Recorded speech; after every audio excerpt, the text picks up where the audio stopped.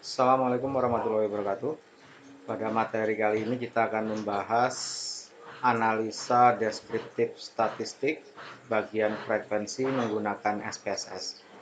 Oke, untuk contoh di sini saya mempunyai dua variabel. Yang pertama berat badan, kemudian yang kedua adalah jenis kelamin. Untuk name-nya seperti video terdahulu, di sini saya buat berat dengan gender. Kemudian di bagian value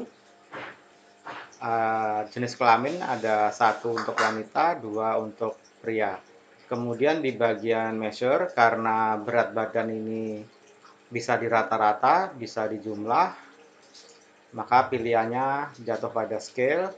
Kemudian yang kedua di bagian gender, itu pilihannya nominal, karena di sini angka 1 dan 2 hanya digunakan untuk notasi jenis kelamin. Oke.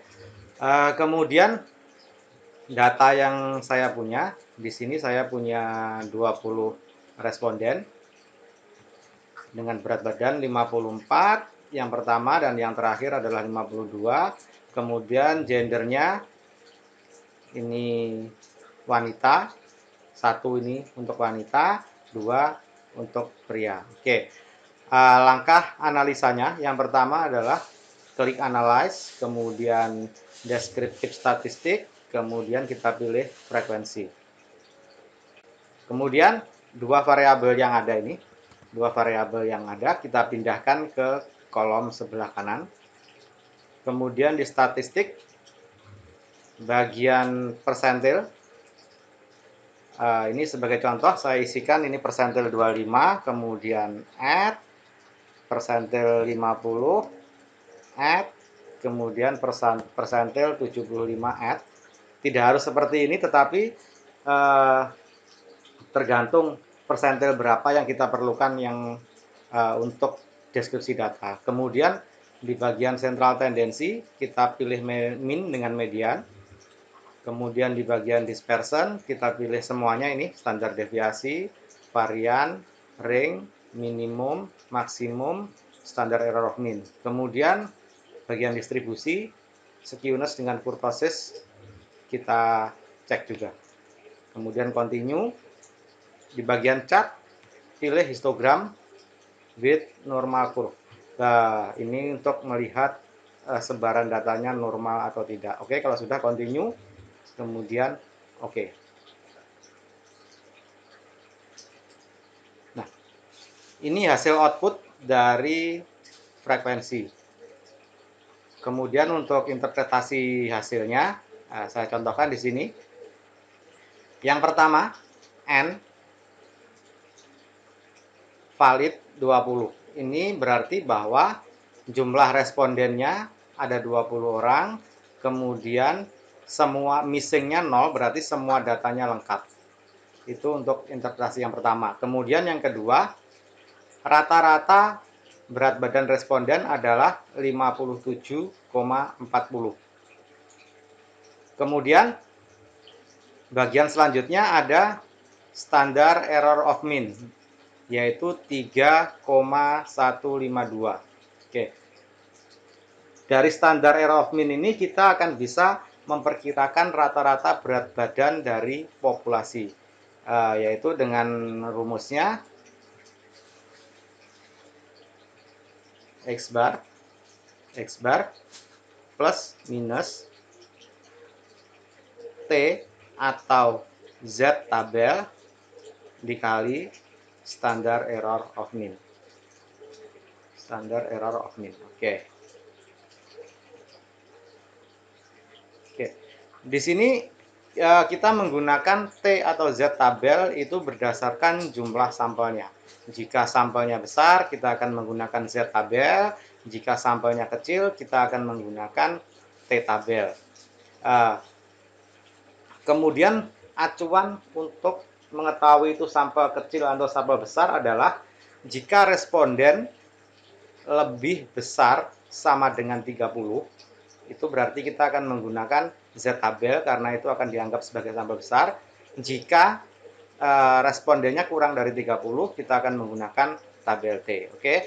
Untuk contoh tadi, sampel yang ada adalah 20 orang, berarti kita akan menggunakan T-tabel. Oke, sekarang kita coba hitung.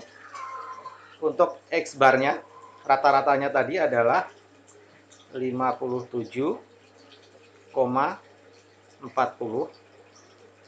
plus minus T-tabel. Untuk mencari T-tabel, kita yang pertama harus tahu dulu DF-nya. Oke, DF, kita hitung dulu DF-nya.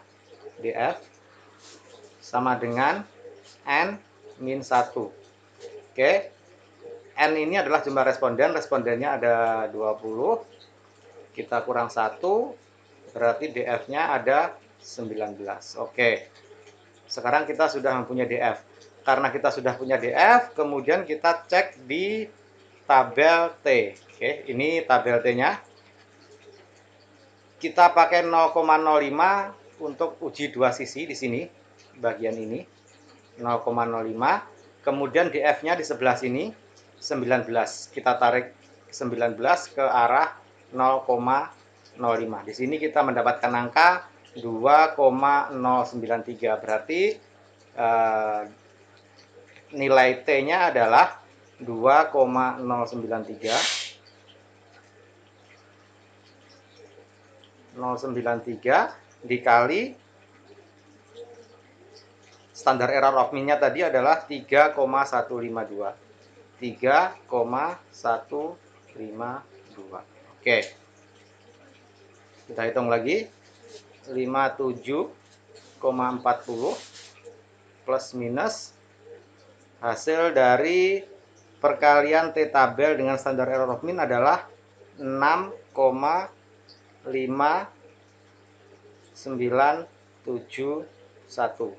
Oke, berarti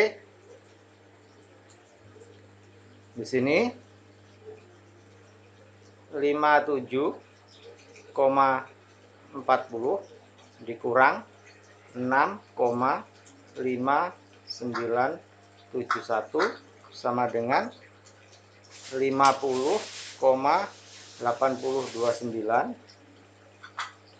Kemudian 57,40 ditambah 6,5971 sama dengan 63,9971. 9971. Oke, jadi 50,8029 sampai dengan 63,9971. Oke, berarti di sini kita bisa perkirakan bahwa rata-rata berat badan populasi adalah berkisar antara 50,8029 sampai dengan 63,9971. Kemudian yang selanjutnya adalah standar deviasi. Standar deviasinya di sini adalah 14,095. Ini adalah tingkat variasi data. Yang perlu diingat di sini bahwa semakin tinggi angka standar deviasi, berarti data yang kita punya akan semakin bervariasi. Kemudian saya langsung lanjut ke bawahnya di bagian skewness dan kurtosis. Oke, skewness dan kurtosis ini juga digunakan untuk mengetahui normalitas data. Oke, caranya seperti ini. Di sini skewness-nya adalah 1,436, kemudian standar error of skewness-nya 0,512. Yang perlu diingat, kalau kita menemukan output seperti ini, kemudian dimulai dengan tanda titik atau tanda koma, berarti di depannya ada angka 0. Seperti ini, 0,512 itu berarti adalah 0,512. Yang ini juga seperti itu, 0,992 berarti di depannya ada 0,992. Oke, sekarang kita mau melihat distribusi data. Yang pertama menggunakan rasio skewness. Oke, rasio skewness rumusnya adalah skewness dibagi standar error skewness. Oke, untuk skewness-nya tadi nilainya adalah 1,436 kita bagi dengan 0,512. Hasilnya adalah 2,80. Kemudian untuk rasio kurtosis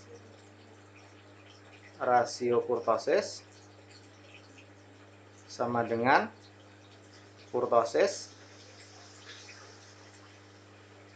dibagi dengan standar error kurtosis. Oke. Nilainya adalah 3,376 dibagi 0,992. Hasilnya adalah 3,40. Oke. Ini hasil dari skewness, ini hasil dari kurtosis. Kita bisa menggunakan salah satunya saja sebenarnya, tapi ini saya contohkan dua-duanya. Di sini nilai dari rasio skewness maupun rasio kurtosis adalah lebih dari 2. Kriteria untuk data normal berdasarkan skewness dan kurtosis adalah jika rasio skewness atau rasio kurtosis nilainya berada di antara min 2 sampai dengan 2. Seperti ini.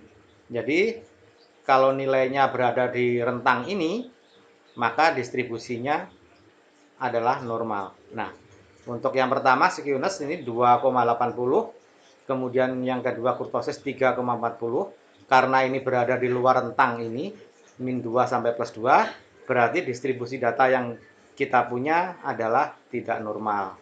Oke, kemudian kita lanjut ke bawahnya. Nilai maksimum dari data kita adalah berat badan, untuk berat badan 100, kemudian nilai terendahnya adalah 34 dengan ring 66. Kemudian selanjutnya persentil. Di bagian persentil saya tadi buat 25, 50 dan 75. Ini berarti bahwa 25% responden mempunyai mempunyai berat badan di bawah 50,50. Kemudian 50% responden mempunyai berat badan di bawah 54,50. Kemudian yang ketiga, 75% responden mempunyai berat badan di bawah 63,50. Itu untuk variabel berat badan. Kemudian untuk variabel jenis kelamin, kita cukup membaca bagian yang sini saja. Jumlah responden wanitanya ada 10, kemudian jumlah responden prianya ada 10, sehingga total respondennya ada 20. Oke, saya kira itu untuk materi deskriptif statistik bagian frekuensi. Saya akhiri. Wassalamualaikum warahmatullahi wabarakatuh.